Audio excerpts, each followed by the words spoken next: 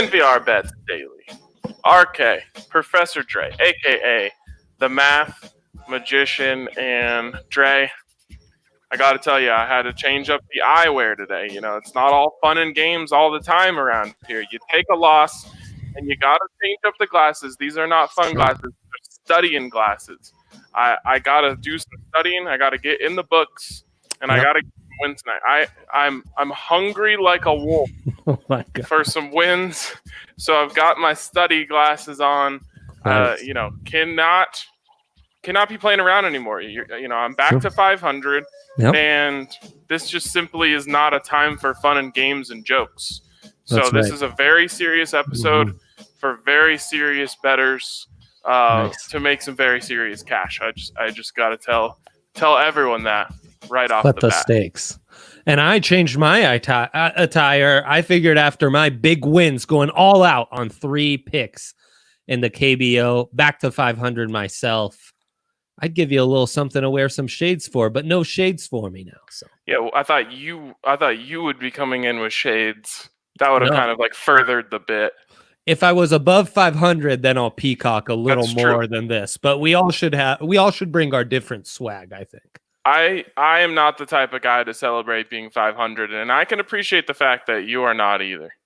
Yes, that's exactly right. But I kind of, I woke up this morning, I saw that my LG Twins were no longer undefeated. I shed a few tears, and then I thought, you know what, it's kind of BS that Andre picked 3 games. I'm going to be honest. I feel like it should have been a 1-game type of thing. I put it all on the line, man. I could have been 0-4 today. This was quietly a big night for me. That's true. All right. Well, we'll get into plenty of KBO later, but as always, we start with slightly more relevant topics to our viewers, and I think this one's going to be fun. We've basically been going 1 prop per day here, and we figured, it's Wednesday. Why don't we up the slate a little bit? So we're going to go over 5 prop bets on passing yards for young quarterbacks in the National Football League. And I want to start with Baker Mayfield. Yeah. Baker Mayfield, of course, of the Browns, going into year 3. And it's funny because I thought he had a bit of a down year last year. Did not really live up to the hype. And as you see here, the over-under on his passing yards this year, 3,875.5. Now, when I came into this, I thought, okay, down year last year, so they're going to put him a little above what he did last season. And then I went and looked at what he did last season. 39-27 is what he put up last season based on my research. So my question to you, Dre, is why, after a season of underachieving, does the number go down? I believe it's 38-27, but still, I mean, we're right around that. We're right around that point. And I guess his down year was mostly because he threw 21 interceptions to 22 touchdowns. The yards were up after a phenomenal rookie season where in 14 games he threw for 3,700 yards.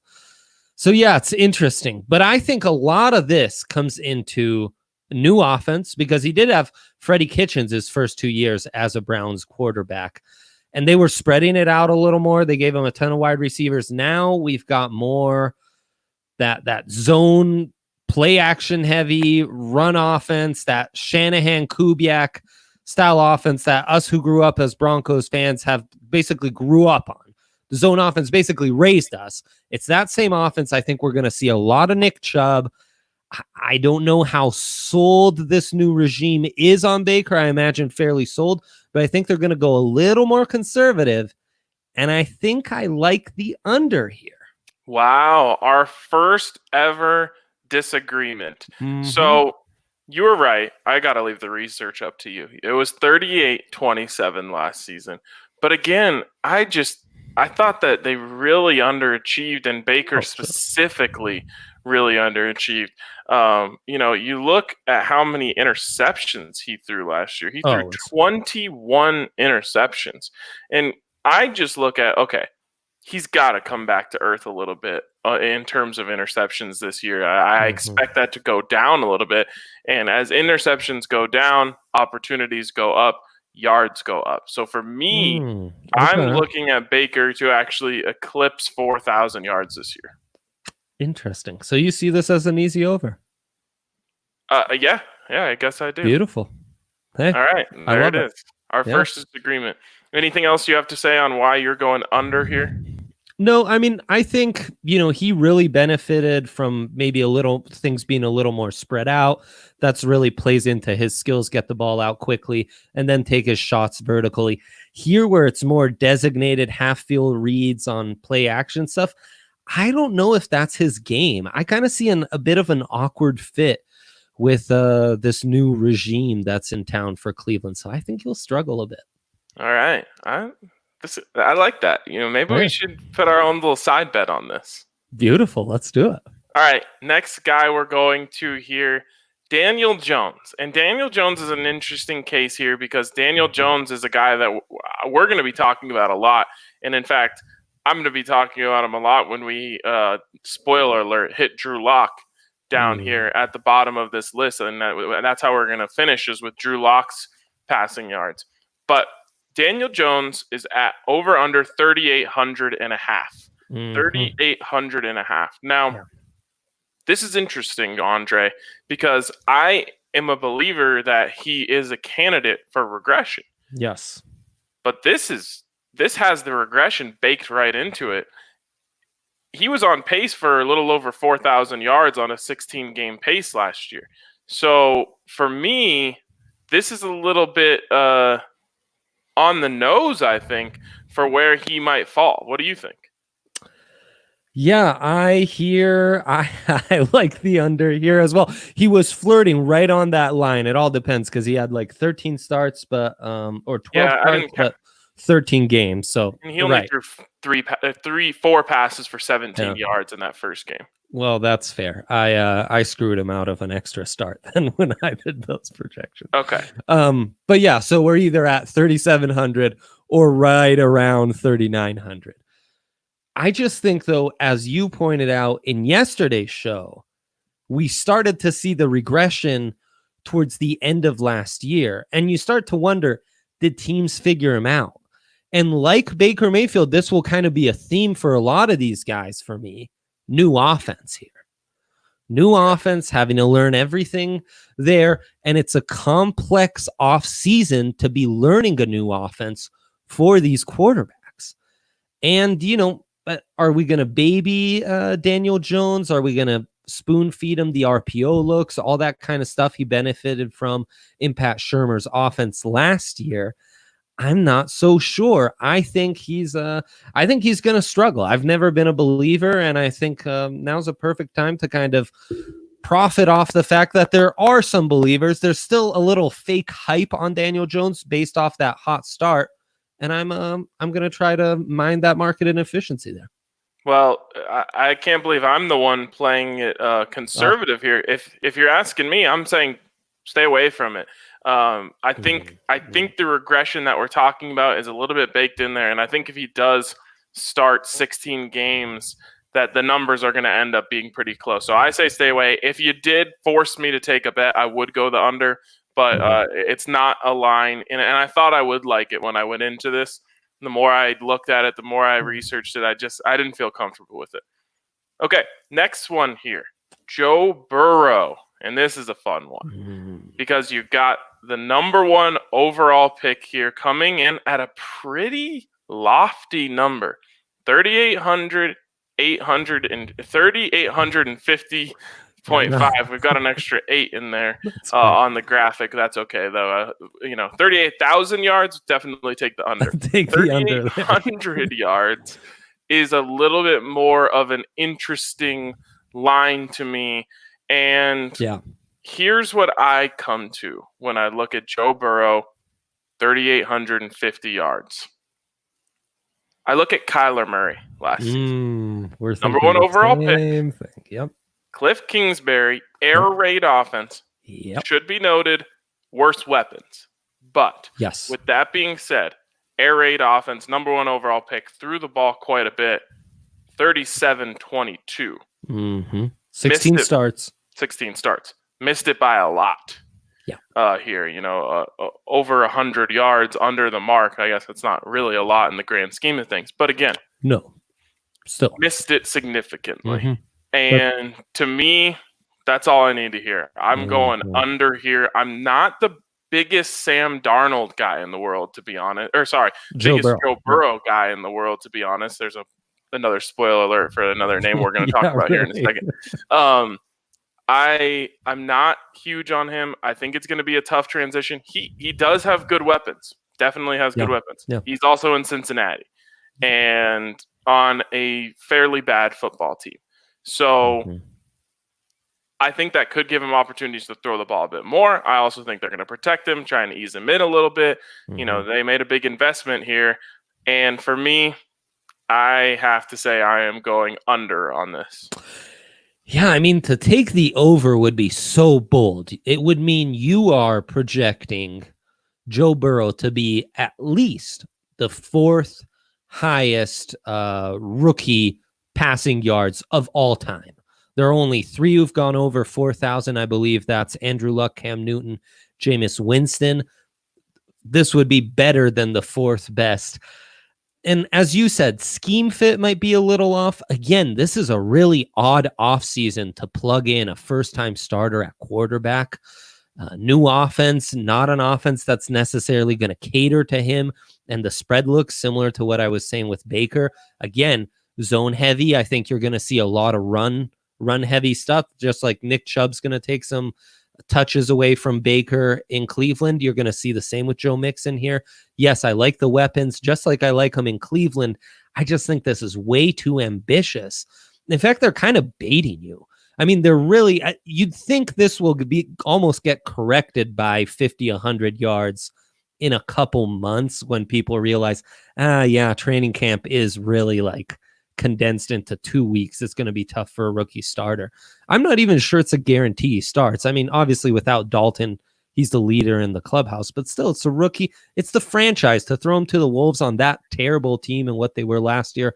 Now, Dalton in the same terrible offense was on pace for 4,300 last year. So that's the only factor that gives me pause. But everything else just makes me think, Joe Burrow, this is too ambitious.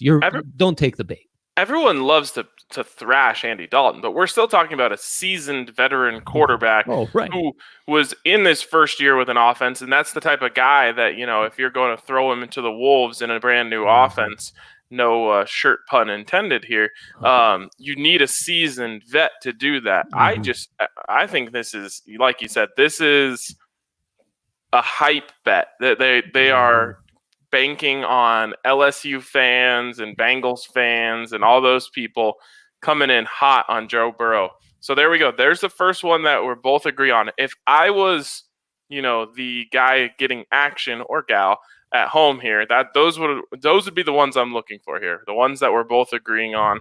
And that's our first one. So Joe Burrow under 38.50.5. And apologies to our graphics crew because I looked at my message and it was me who had the typo. So that's my fault. Anyways, one more here before we get to the Broncos angle. And that's Sam Darnold. Yeah. This is an interesting case. Sam Darnold over under 35.59.5. Yeah. Now, he's going into year 3, much like Baker. And he, on a per 16 game average in his first 2 years, has been on an average of 36.24 per year, 3,624 yards per 16 games. So why is this so low? Is this the rare New York quarterback that's actually being underrated rather than overrated? Is this East Coast bias playing against itself? Because it almost feels like, there's this weird narrative around Darnold. He's with the terrible Jets and he was held out for a couple games last year because of mono, and that just all seems so fluky and weird. So people just have a weird perception of him. But last season in this Adam Gase offense, first year with that play caller and head coach, He was on pace for 3,721. He was the youngest with Lamar Jackson of the quarterbacks out of that class. That's where I keep projecting more upside. Baker's already like 24, so I'm a little more skeptical. Sammy D is still coming up. I think this is Sammy D, huh? easy up. Yeah, there you go. Yeah. Not Sunny, but Sammy D. And this is an easy over to me. Again, another one where I think we'll see some correction, and I'm not scared off because it's the same offense. If anything, they upgraded their weapons a little. They upgraded the O-line. Yeah, I don't see the problem here. Fight the Sam Darnold perception. Take the over. Yeah, this is the opposite of Joe Burrow, I think, where everyone's just kind of forgotten about Sam Darnold. He's not a fun name anymore. Adam Gase, really not exciting. Like all these things just lead me to think I think you can fade the public here.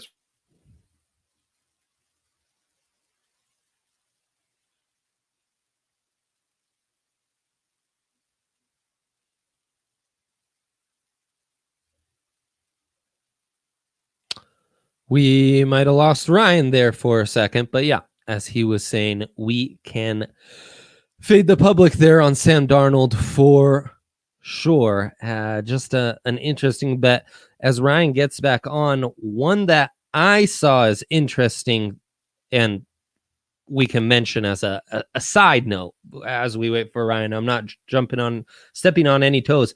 The Bengals offense last year under Andy Dalton on pace to pass for 19.7 passing touchdowns. That passing touchdown line is at 21.5 instead here for Joe Burrow. Again, a little too much hype on the first overall pick. So there's another little side bet I gave out while I waited for you, RK. Oh, what are we giving out here? I just said even the touchdown line on Burrow seems a little high to me at 21.5, with Dalton on pace for 19.7 last year. So I'd take the under on that too. And that's still higher than Drew Locke, man. And I know. It's crazy. That leads us to by far, and again, I feel like there might be a homer perception coming here. I just feel like I'm finding gold mines, and I can't help but tell the people about them. This is by far my favorite of this group, and it's Drew Locke. Drew Locke over under 3,375.5 passing yards. Dre, do you know how many yards per game Drew Locke has to throw for to hit this over? It's like it's under 220 yards per game. It's 210 yards per game. Easy. 210 yards per game. Do you know where 210 yards per game ranked in the NFL in 2019? 25th in the league? 30th. Wow. It would have been 30th, just behind a guy by the name of Joe Flacco, and just in front of a guy by the name of Mitch Trubisky. Very nice. You might have just seen my reaction. I thought we messed up another graphic. The graphic is exactly right. Since the time I wrote my notes a couple hours ago to the time we've gone on air, this has jumped by 25 yards. It's gone up. It's gone up. Yeah. Oh, so you had 3350.5.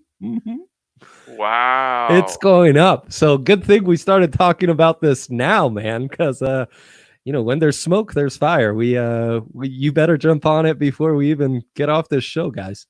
210 yards per game. Like when I read that, I'm like, come on. Yeah. What's going on here? Now, for full disclosure, he was on pace based off of his 5-game sample last year for 3,264 yards, which would not hit this. But I did a little bit of gymnastics here, and I guess that's what the haters would call it. And I took out week 13 because, Andre, if you remember week 13, terrible. I've never seen a quarterback more shackled. I mean, the offensive staff just refused to let Drew Locke do anything in that game. I think he had like 4.6 yards per attempt, everything was short.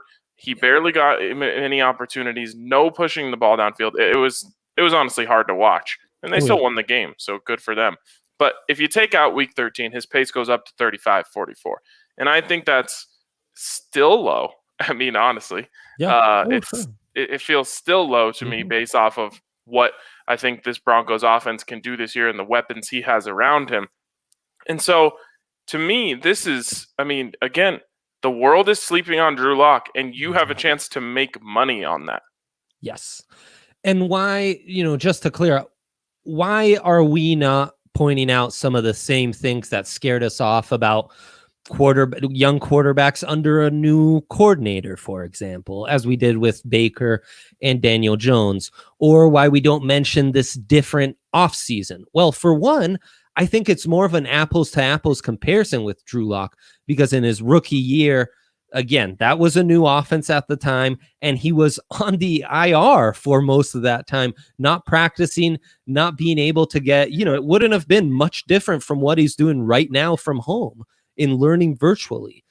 So it's a very comparable situation, learning a new offense. He's at least had a leg up because they announced Pat Shurmur months ago, and he's going to have much improved weapons. I just think in general, a much better team, which is going to allow for more opportunities for the offense to open up a bit more. And yeah, as you said, it's basically, when we look at the projections, it's 100 yards short. You're talking about an extra 5 yards per game compared off a, kind of a fluky 5-game stretch in a lot of ways. And you talk about why we aren't pointing out this, that, and the other thing. It's because this number is criminally low. And, the other numbers were reasonable numbers, I think. This one is absolutely just, like I said, it's criminal. It's unbelievably low. You're saying that Drew Locke, surrounded by Cortland Sutton, Jerry Jeudy, Noah Fant, KJ Hamler, Albert Okwebunam, like, you're telling me that he's not going to be able to get 210 yards per game with those guys? Right. I think that this is one of those ones, and shout out to Felipe out there in Brazil. Nice. We appreciate you tuning in. Mm-hmm. This is one that, even more than the touchdowns, I think Drew Locke could just obliterate this line. Right. Well, and the other thing is it's the opposite of what guys like Mayfield and Daniel Jones have. We're going from more of a run-heavy offense to more of a pass-heavy offense. So I think that'll get it baked in. Only quarterbacks who are the lines for passing yards are lower than this, Josh Allen and Lamar Jackson. So really being slept on here for Drew based off, what we saw last year, which again, we know nationally, not a lot of people have seen that. And that's part of the line being so low here. Yeah, and it's funny. I thought I liked the touchdown prop more, which is why we went with the touchdown prop yesterday. I actually like this more, and I don't know what to say. I mean, I feel like there's just being money handed out, and I'm just trying to tell people to go pick it up. It's right there on the ground. Yeah, that's interesting. I guess there is more wiggle room in this one. Even though the projections from last year, unlike the touchdowns, suggest, he was slightly off this pace. But yeah, you're right. There's more wiggle room here. In the end, touchdowns are less predictable than yards. Mm-hmm. And again, I think, I reached out to Zach Stevens as I did yesterday. I said, hey, where would you set it? Don't look. Where would you set it? He said 3,500. And again, that goes on more along the lines of what I said, those last 4 games when you take out that first Shackles game. 35-44 for Drew Locke. That, 3,500 would feel a lot more realistic to me. This is 125 yards underneath that. How high would this have to be for you to consider taking the under? Like 39.50 where Kyler's at? You put it where the rest of these guys are in the 38. Yeah, so Daniel Jones, basically. Daniel Jones, Baker Mayfield. You put it in that 38 range, and I'm saying, that's a good line. So, we're 500 yards underneath that. Yeah, lots of wiggle room. Lots to work with. 210 yards a game. I'm going to hammer that. Even if he misses a game, I'll touch wood. It goes up incrementally. You're still, I'm looking at Drew Locke, 250 yards a game type of numbers. Oh, yeah. So, again, this one feels like easy money to me. All right, that's our third bet we've now found and uncovered and dusted off with the Broncos. I think we have a graphic with the ones we have here. So there you go. In Denver, we trust. Here you go. Broncos over 7.5. Drew Locke over 33.75.5. And Drew Locke over 20.5 touchdowns. That right there, that's the holy trinity of Broncos prop bets. It's really true. I think maybe the touchdowns won't, but those first two will. I guarantee the number will be higher by the time we get to September. I think the touchdowns is going up too. I think all of these numbers are going up. You're getting in on the bottom level, unless of course you got that 6.5 little bonus prop that DraftKings gave out. And shout out to DraftKings Sportsbook for being the presenting sponsor of this show and putting out these juicy lines for us to hand out. DraftKings Sportsbook, make sure you hit them up. Use the code DNVR when you sign up. Lots of fun sign up promotions. And then once you're in the door, they just keep tossing promotions at you to just, keep it fun. And there's a fun one tonight, Dre. Little 20% profit boost on all KBO bets. So that leads us into our final segment here and the most ridiculous and fun and completely unscientific and unresearched segment of the show, the KBO segment, where, as you might imagine, with coin flips, we are a collective 3-3 on betting on the KBO. I have to say, though, my LG Twins are undefeated when I watch them. So do I need to go to bed early, wake up at 3:30, stay up till 3:30? I don't know what I have to do here. Tough call. Really a tough call. I know, because it takes the fun out. I mean, this is like it. I must admit, I do feel alive having live sports back and betting and stuff, and waking up in the morning and having to go to my phone to check KBO scores and see what bets I won or lost. But part of these bets, what makes them fun is it gives you a reason to be engaged in watching the LG Twins because, you've got skin in the game. So the more games we get on times we can watch, the better. I know. I wonder if ESPN reached out to them and said, like, hey, would you guys consider playing night games for all of your games, maybe? Truly. Because I think so. The first one, maybe those are the night games. So maybe they have to play early morning games because the first day was day games. That's when we got them at 11 p.m. Right. So I assume, you go 4.5 hours after that. They're probably playing 5 or 6 o'clock games now. So maybe we need them to move the schedule up to 9 a.m. games every day. Oh, if you could do it for us, KBO, we would be so grateful. I mean, the counter argument would be, oh, well, you can't ask that of the fans. They have work. There are no fans at the game. Come on. It's true. Let's play at 9 a.m. And everyone's working from home, so who cares? Yeah, exactly. Okay. Yeah. What do you got for me tonight on the KBO slate? And again, you can make one bet on DraftKings. No. You do you. Okay. But you can make one bet on DraftKings that you get a 20% profit boost on here. So, and that includes parlays. If you want to get a little frisky, you can really upgrade to what that 20% amounts to. Yeah, that would be tempting for sure. And I have two tonight, and they are on the same game, same team. The Giants are, after a terrible cellar-dwelling season last year, they've come in hot, won 2 games on the road, and they're really blowing out the KT Wiz Suwon. The KT Wiz, our favorite rappers. It's a collaboration between KT Tunstall and Wiz Khalifa. Well, props to them. That's a big time stuff. So what the Giants have done, though, they've really blown out the KT Wiz. They've covered the over total runs both games. So I'm taking that again, even though it's been raised to 9.5. I considered buying 8.5 because DraftKings offers this. You can go alternatives. But no, I said, we're not doing that. We're not playing safe or playing scared. We're taking the over 9.5 because I really think the Giants are going to win, which is why I'm taking the money line at plus 115 as well. And I think the KT Wiz bullpen has been so beat up from these two early beatings, and we're down to the third starter already. This is going to be a shootout. It's going to be high scoring, and the Giants are going to sweep them. So let's do this.